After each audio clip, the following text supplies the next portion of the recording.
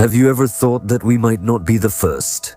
That there were already civilizations before us, much more advanced. But then what happened to them? The strangest thing is, we have hints about this. Let's try to explain them.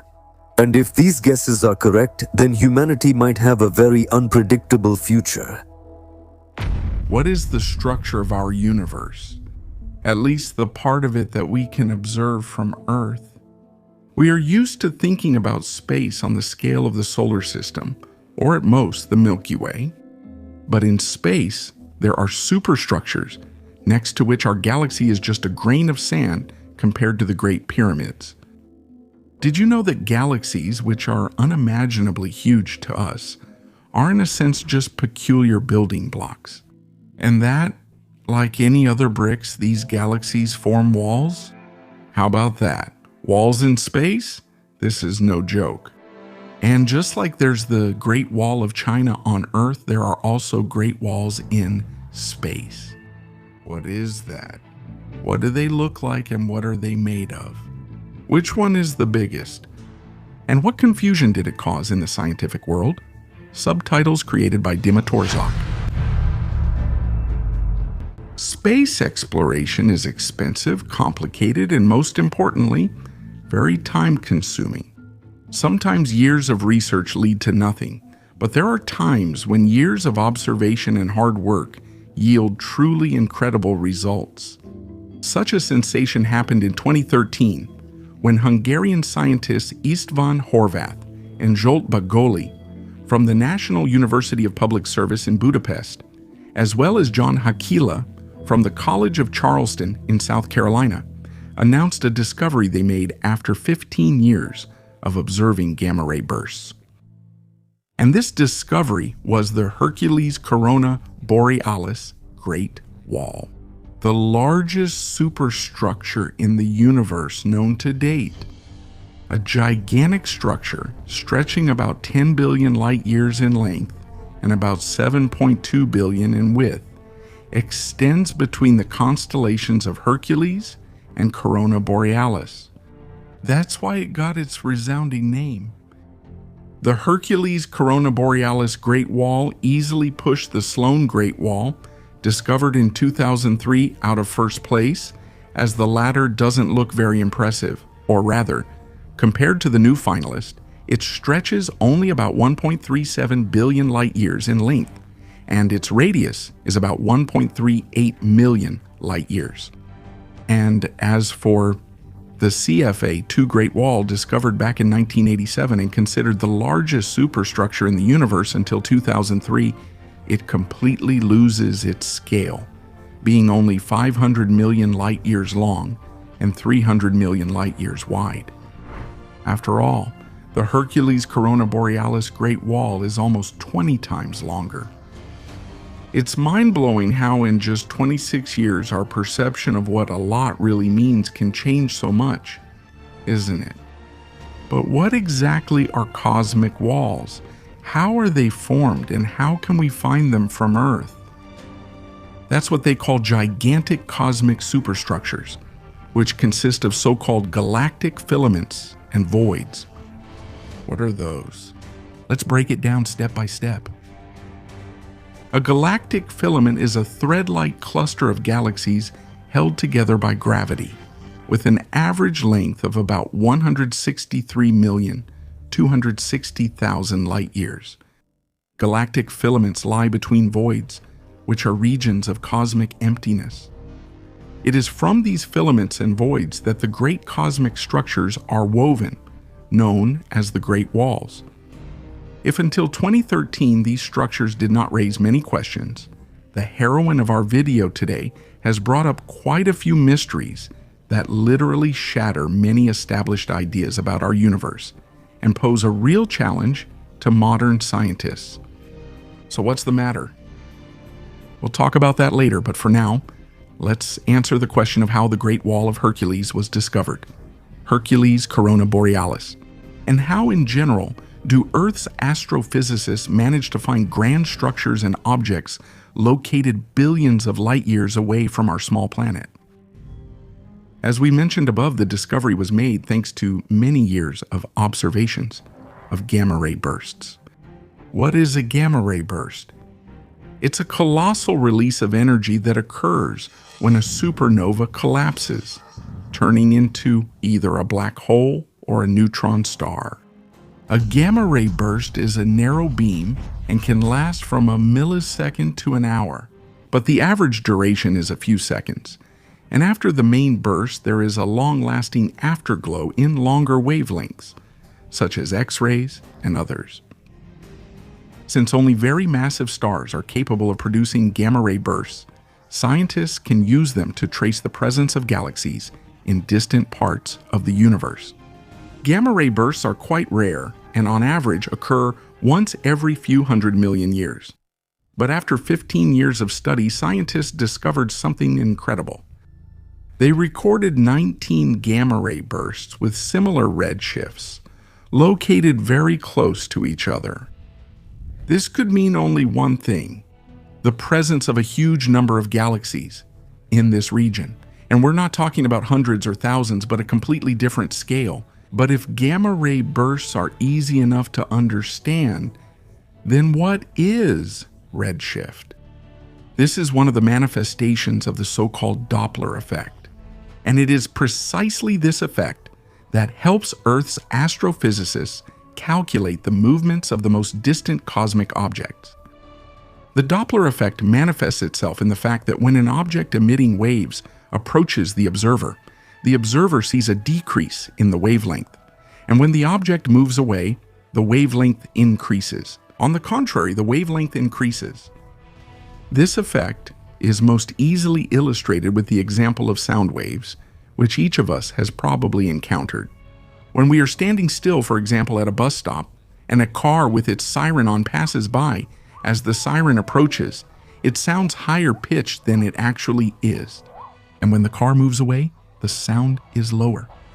That is, we can only hear the true sound of the siren in those moments when the car with the sound source is briefly level with us. In space, this effect is clearly seen with stars. It's all about the light spectrum. When the Earth, in the process of rotating, moves closer to the star, according to the theory of relativity, it seems to us as if the star is approaching us. The wavelength of its light will shorten, and the light from it will appear blue, which to the human eye looks like white light. But when the star, on the contrary, moves away, does the light from it appear red because of the increase in the wavelength? Since the universe is continuously expanding, it is precisely by the redshift of cosmic objects that scientists can calculate their approximate size, location, and how fast they are moving away from us. But the movement of the objects themselves also comes into play. For example, the rotation of galaxies.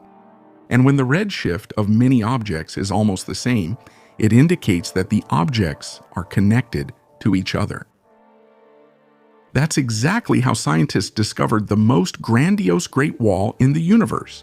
But whether it became a blessing for science or rather a curse, how could the discovery of a cosmic structure, gigantic though it may be but not unique, throw the scientific community into chaos? Like this. Let's start with the Hercules Corona Borealis Great Wall. This contradicts the so-called cosmological principle, which states that our universe is more or less homogeneous, and the sizes of its structures should not exceed about 1.2 billion light years. And if, let's say, the Sloan Great Wall more or less fits within this principle, then the Hercules Northern Crown Great Wall completely breaks it, exceeding the limit by more than 8 times. But that's not the most important part. Things are much stranger when it comes to the age of the newly discovered Great Wall. As we mentioned earlier, it is located 10 billion light years away from Earth. What does that mean? If you know how light waves work and how tiny the speed of light is by cosmic standards, you know that when we look at the starry sky, we are literally looking into the past. We see the light from stars that has traveled enormous distances before reaching Earth. And perhaps at this very moment they no longer exist, but we will only find out about it millions of years later. Thus, if the Hercules Corona Borealis Great Wall is located 10 billion light years away from us, it means that Earth astronomers observed it as it was 10 billion years ago. And this means that its age cannot be less than 10 billion years. But if the Big Bang happened just under 14 billion years ago, does it mean that the Great Wall must have formed to its gigantic size in just 4 billion years? But that's impossible. Such a short amount of time simply wouldn't be enough for the formation of such a huge superstructure. And that means only one thing. The very existence of the Great Wall of Hercules, the Northern Crown, calls into question the Big Bang Theory itself in particular, and all earthly knowledge of cosmic evolution in general. That's the paradox. How can you not remember Socrates with his legendary phrase, "I know that I know nothing"? It only seems to us that the familiar picture of the world is at least somewhat formed, but new discoveries keep bringing more and more mysteries. Without a doubt, the universe will continue to challenge us, but scientists will still engage in an unequal struggle for knowledge about the structure of our world. Secondary education has long ceased to be a luxury. Anyone who wants to can get it. That's why probably there are very few people left on the planet who don't know that the Earth is round and is part of the solar system. It's also no secret that we live in a star cluster called the Milky Way galaxy. But not everyone knows what pulsates at its center. And there's a monster living there, Stowe, the existence of which scientists have recently obtained 100% proof. Let's start by explaining what we're talking about. The galactic center of the Milky Way is an unusual place, significantly different from the rest of space. This is a region about 3,000 parsecs across, where active star formation is still taking place to this day. It is here that the monster we will talk about today resides. Its name is the supermassive black hole Sagittarius A. Why has the world remembered it right now? It's simple. Recently, it became active again, making it clear that it was very hungry. But how did astronomers manage to detect its activity? After all, despite its enormous mass, about 4 million times that of the Sun, the hole at the center of the Milky Way is actually quite compact. The diameter of the funnel is no greater than Mercury's orbit, 44 million kilometers. Until recently, it was considered quite calm compared to its more aggressive relatives, since it had never emitted deadly X-ray and gamma-ray beams that mercilessly sterilize all life for millions of miles around.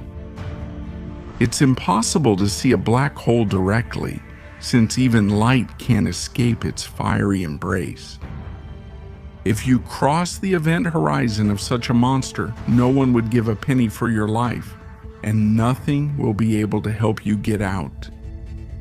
At this stage, a black hole can only be detected by indirect evidence. Everything is complicated by the fact that Sagittarius A is a relatively small object, and detecting it is an extremely difficult task for Earth-based equipment. Among other things, dense clouds of interstellar gas hide the black hole from an outside observer. They are so impenetrable that if these gas curtains covered the Earth's sky instead of the usual clouds, our planet would be in eternal night. But we've gotten a bit sidetracked. Until 2018, there were numerous attempts to observe the dark vortex in detail. The successes were insignificant. Only the strange behavior of stars around some invisible area was being observed. To examine the surroundings of a black hole in detail, a project called the Event Horizon Telescope was created. It's a sprawling global network equipped with numerous antennas operating in the sub-millimeter range. The project has been operating for a long time, but the results aren't expected to be released no earlier than the end of 2019. And recently, sensational information spread around the world. The movement of interstellar gas near Sagittarius A has finally been recorded. The data was obtained using a group of 8-meter optical telescopes with the VLT Very Large Telescope Interferometer belonging to the Chilean Observatory. The detected flares are clear evidence of accretion observed at the innermost stable orbit of the black hole. The location is relatively close to its event horizon, a place where no Earth-based telescope has ever looked before. Observations have shown that the speeds at which the illuminated matter orbits around the black hole are astonishing. They reach 1/3 the speed of light, which is about 100,000 kilometers per second. The astronomers who observed this astonishing phenomenon were, without exaggeration, bewildered. To detect the signal from the black hole Sagittarius A, which is apparently on a diet at the moment, the observatory used the innovative gravity system. The flares were detected in July 2018, but that doesn't mean that accretion is happening on a stationary orbit of the black hole right now. It's possible that centuries ago the vortex swallowed an asteroid or a planet, and we only noticed the echoes of that meal 100 years later. The main thing that was proven with the help of the network of Chilean telescopes, and especially the powerful gravity receiver, is the fact that there is a massive black hole at the center of the Milky Way, which is currently dormant, but at any moment it may decide to awaken from its slumber. Unfortunately, our technical capabilities do not allow us to directly observe a star or another object being captured by a black hole. But in the future, if the Event Horizon Telescope project and other similar missions continue to improve, it may be possible for us to witness the dangerous neighbor's feast with our own eyes. By the way, it is assumed that the black hole in this location is not alone. Japanese astrophysicists presented indirect evidence 2 years ago of the presence of another huge black hole 200 light years from the center of the Milky Way. The mass of this black hole is much greater than that of Sagittarius A. It reaches up to 100,000 solar masses. What will be the next step in studying galactic monsters? Do you think the next step will be trying to observe the event horizon? Not exactly. We're still quite far from it. There is an intermediate goal, detecting the shadow of a black hole. What exactly lies behind this romantic and at the same time frightening concept? Simply put, it's a donut of hot gas located around a black hole and visible against the background of radiation. Astrophysicist Subramanian Chandrasekhar once proposed an original way to identify the silhouette of the cosmic monster. In his opinion, the black hole should be clearly visible against the background of a bright white screen. Logically, it would appear to the observer as an opaque dark spot. The effectiveness of the method is still in question, but research in this area continues. Planet Earth is the only place hospitable to humans. This is an axiom that requires no proof. But we will still try to play with contrasts and visit the planets of the solar system to demonstrate just how bad and uncomfortable you could feel on their surfaces. If, of course, there is a surface at all. We can't say for sure if you'll enjoy the tour, but the journey will definitely be memorable. So, leave your spacesuit behind, because now you're in for some extreme tours for the fearless and the reckless. Fastening your seatbelts is also not necessary. In this case, that precaution doesn't matter at all. Since we've thrown safety regulations out the window, we feel it's our duty to warn you.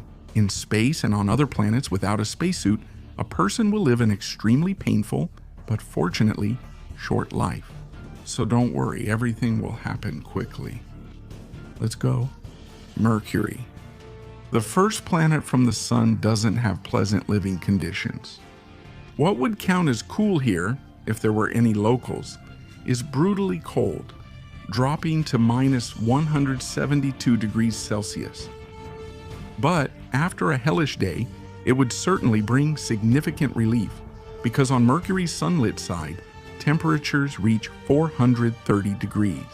In any case, the planet won't give a visitor any chance for long-term survival. Only a short time to turn into either a piece of ice cream or a product of instant cremation in space, depending on which side you're on. It will take about a minute or two, no more.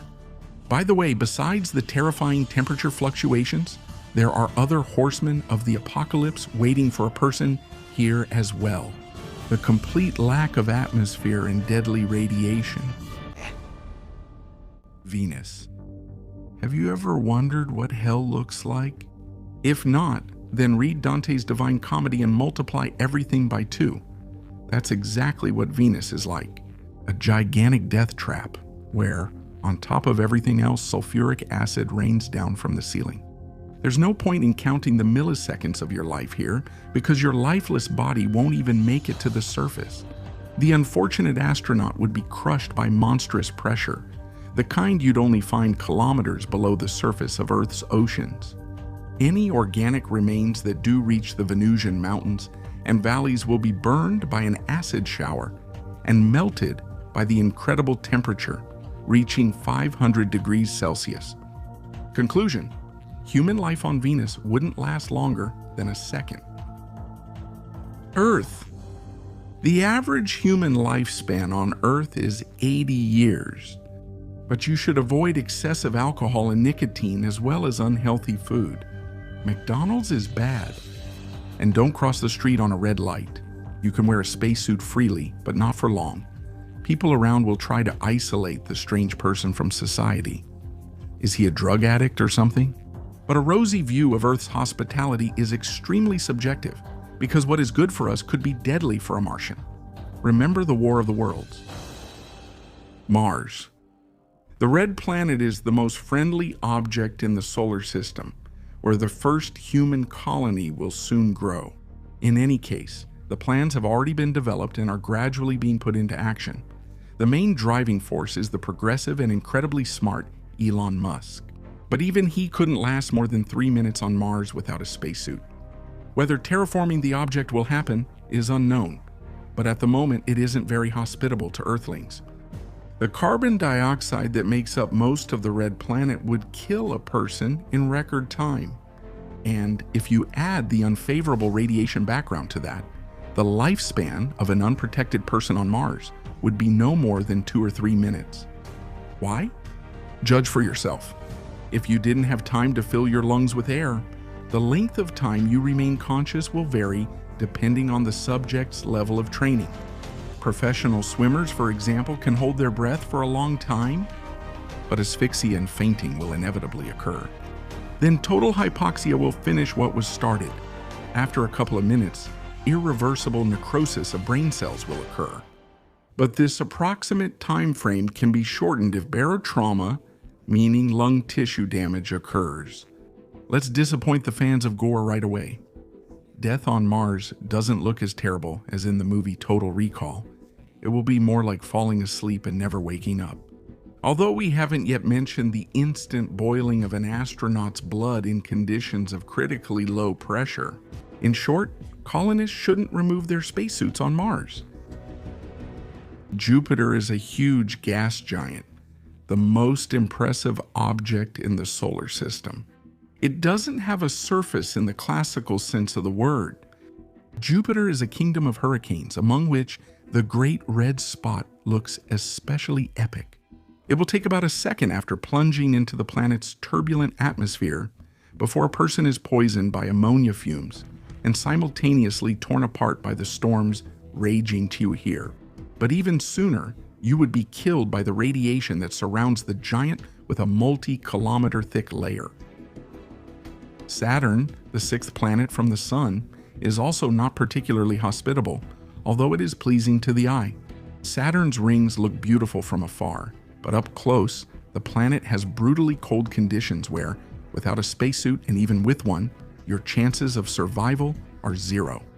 But a person would last about a second before methane and ammonia completely fill their lungs, and a hurricane literally blows the unlucky tourist away. But before getting caught in the giant's atmospheric vortex, the astronaut would have to face the gateway to hell, the rings of Saturn. From a distance, they look solid, but in reality, they're made up of countless icy boulders, ranging in size from a grain of sand to a small house. They encircle the planet, flying around it at tremendous speeds, so it's unlikely that a deadly collision could be avoided. Uranus? The atmosphere on this strange world is the coldest of all the planets in the solar system.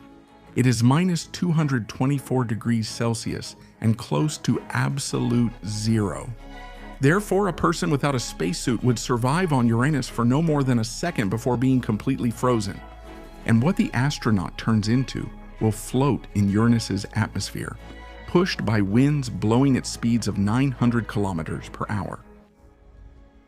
Neptune, the farthest planet from Earth and the fifth one where you would survive without a spacesuit for about a second. Actually, considering the conditions here, an airtight suit wouldn't really help much. The ice giant is similar to Uranus, with the difference that its atmosphere features a stable spot the size of 2 Earths, visible through professional telescopes. This is an ancient storm named by analogy with Jupiter's great dark spot. The winds here blow at incredible speeds, reaching up to 600 meters per second. Therefore, an astronaut would be instantly frozen and then torn apart at the atomic level. That's the complete list for today, since Pluto isn't included. After all, it was expelled from the planetary group some time ago. But believe me, if you ended up there, you wouldn't last even a second without an astronaut's spacesuit, just a tiny fraction of a second. So it becomes clear that despite the abundance of celestial bodies in the solar system, there's nowhere in it that welcomes humans, especially without spacesuits. Write in the comments where you would like to travel and how you plan to protect yourself from the inhospitable conditions of a particular planet. And don't forget to like.